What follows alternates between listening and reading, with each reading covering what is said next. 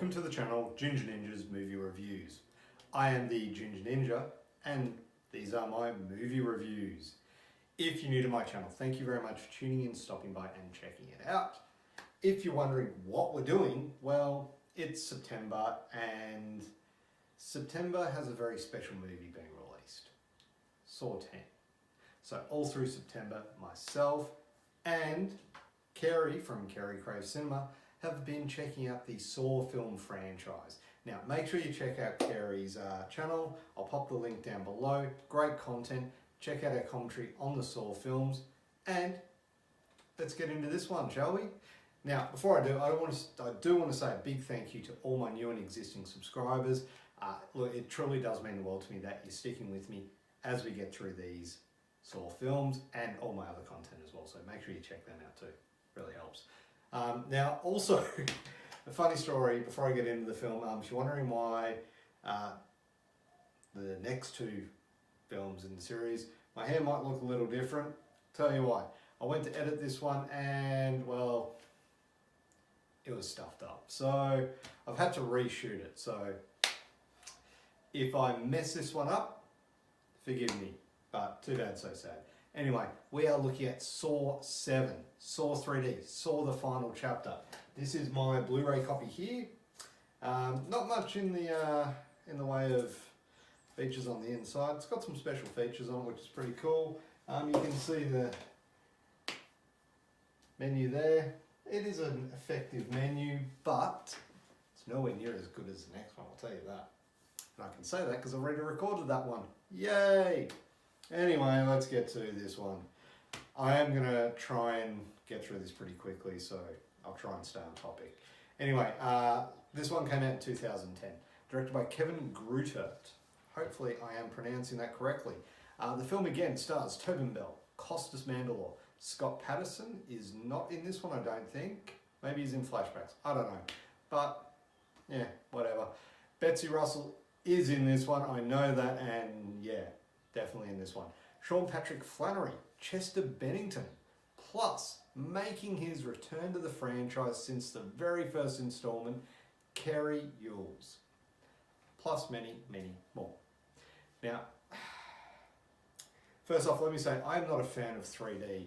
I have went on record with this before. I do not like the 3D aspect of certain films. It does have its place, but I can't think of any good examples of it that I've seen it in the horror genre. If there are, it's very few and far between. And one of the biggest draws of the Saw franchise has always been its complex storytelling. In this one, in Saw 7, Saw 3D, Saw the Final Chapter, whatever you want to call it, the plot unravels in a very non-linear fashion. It jumps between various timelines, and this narrative adds depth to the characters and keeps the viewers engaged. However, the multiple storylines can be confusing at times because they're injecting additional narrative into an existing plot thread that had been established over the course of the 6 previous films. It does make it quite difficult to focus on what's going on and drawing everything together. So you do need to pay close attention to join all the dots. Now, the plot, and there will be spoilers ahead, so if you have not seen this one, you've been warned because there's going to be, well, I've already said a spoiler before, so guess who's making his return to this franchise? Cary Elwes. So, didn't he die at the end of the first one? Maybe not. Anyway, let's get into the plot for this one. So, as a deadly battle rages over Jigsaw's brutal legacy, a group of Jigsaw survivors gather to seek the support of a self-help guru and fellow survivor, Bobby Dagan, a man whose own dark secrets unleash a new wave of terror. Really interesting device to this, I will say that. I did enjoy that plot point right there. But anyway, let's look at the cast. Now, the characters in Saw 3D, Saw 7, Saw the Final Chapter, I'm just going to call it Saw 3D, whatever.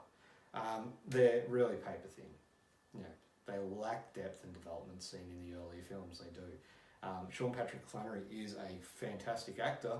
He's just not given a lot to work with. His friends and all that, his his partner is in there as well. They're just very one-dimensional and they don't add anything to it.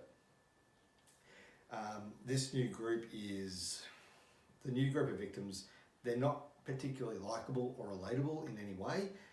So the lack of investment in their fates is palpable. Like, you just don't care.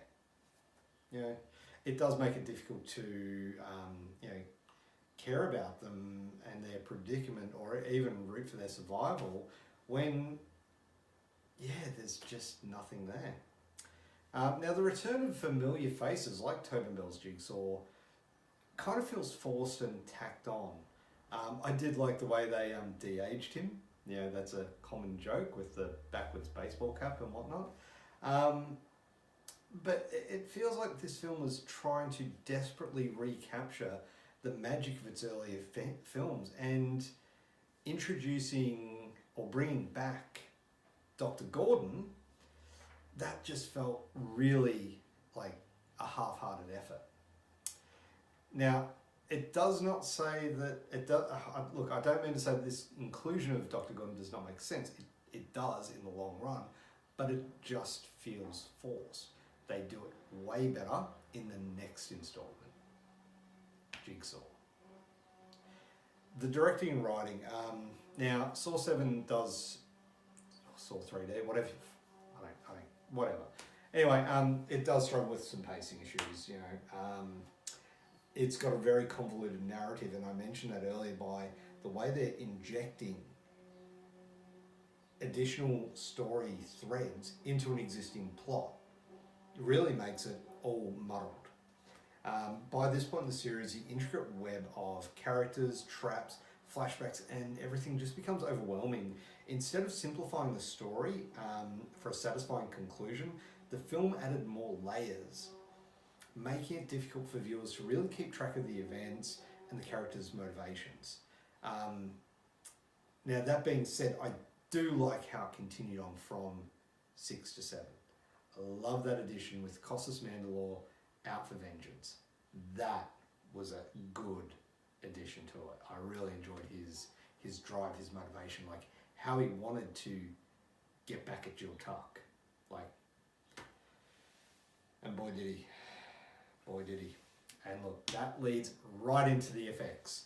This franchise is, you know, it's had a lot of gore in it. It has been lumped into the torture porn, Gorno, all that stuff. But the way they do it in this one, the 3D, there's one effect which really stands out where Jill Tuck gets killed off. It's a dream, yeah. So we do get to see her die twice. Like I said, spoilers, don't care. Yeah, so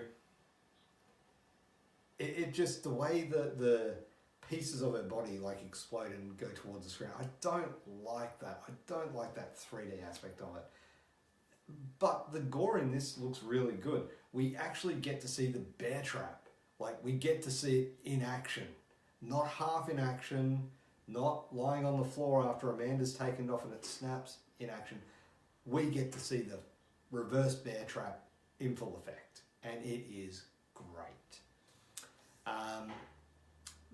Like I said, look, the 3D aspect really draws away from this film. The points where they do use it look forced, and I keep harping on about it, I know, but it's clear to me that the filmmakers were banking on the gimmick to draw in viewers, but the 3D effects were largely forgettable and not very well done. They failed to enhance the film's already lackluster content and just take you out of the film, in my opinion, of course. There are people out there who love the addition of 3D into these films. Yeah, maybe it's because I normally I wear glasses. Maybe that's why I don't look. I don't know, but whatever. Like I said, yeah, it's a tough one. Rewatchability is also a tough one for this one because for all of its flaws, it is a watchable film. It is quite an enjoyable film. It is worth its weight in, well, it's worth a watch in the way it ties everything together. And it ties it back to the original film and wraps things up in a nice, neat bow, mostly. It does leave it open though. That is the thing that I've noticed rewatching these films. This one and the next two, huge left open, huge way to leave it open.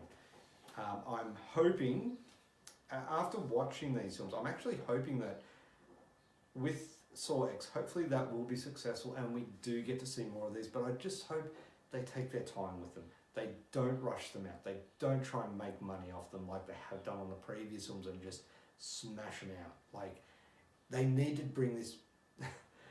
I had this going through my head when I was redoing this, was back to formula. You know, the whole Willem Dafoe, Spider-Man thing. They do need to take this back to where it all began. And they have the perfect way to do this. Even if they do it as sequels, they now have Dr. Gordon, they have Logan, who's in Jigsaw, and they have William, I think his name was, in Spiral. Yeah. So they've actually got 3 apprentices, or Jigsaw's apprentice. Well, actually, no, William's not an apprentice, so he can fuck off. But you've got Logan, and you've got Dr. Gordon. Both of them are medically trained professionals. There is ample opportunity there for a great story after John Kramer's dead. So we don't need another prequel. We're getting that with Saw X, Saw 10. But yeah. Anyway, I'm rambling. I said I was going to do this. So look, finally, overall, as a franchise, as a fan of the Saw franchise, I found Saw 7 to be a fitting conclusion. Like I said, for all its flaws, it is good because it does finalise most of it. It's a fitting conclusion to a series that has defined this horror subgenre. It doesn't quite reach the heights of the earlier films, you know, but it delivers what fans have come to expect. You know, it delivers a visceral, disturbing, thought-provoking experience. Well, thought-provoking's you know, depending on what your thoughts are, I guess. But and look, it does kind of, like all of them, it lingers in your mind. Like, what would you do in this situation? Would you be able to go through with, you know, pulling a fish hook out of someone's gut? You know, would you be able to walk someone across? You know, so many things that, you know, that it puts in your mind. But if you're a fan of the series, or you do enjoy a good dose of gruesome special effects, this film is worth a watch. But look, it is kind of some parts cringeworthy, squirm-worthy. That final trap was pretty icky, I will say. The roasting alive kind of thing, yeah. But yeah, overall, as a score, this is not my least favourite in the series by no stretch of the imagination. I would give this one a 6.5 out of 10. So there you have it. Saw 7. This is it being redone. Of course, I did do it before, but now, yeah. Anyway, not going to ramble on about that. It's done. Redoing it. Going to go edit this one now because I've got to put it out tomorrow. And, well, look, hopefully you guys have enjoyed this series by now. And there's 2 more to go after this. They'll be out in the next 2 days. Make sure you check them out. Of course, thank you for watching. Please do give this video a thumbs up. It would be really appreciated. And of course, if you have not already, please do subscribe to my channel. Hit the notification bell up in the top corner somewhere, down there, wherever it is, you'll find it. That way you're notified every time I do release a new video. We do have some big things coming up into October, of course, you know what that means. November, December's a little bit up and down at the moment, but in the new year, there is some big things happening. So yeah, you're gonna want to hit that notification bell. But anyway, I'm gonna let you go. Thank you very much for watching. Have a great day. Bye.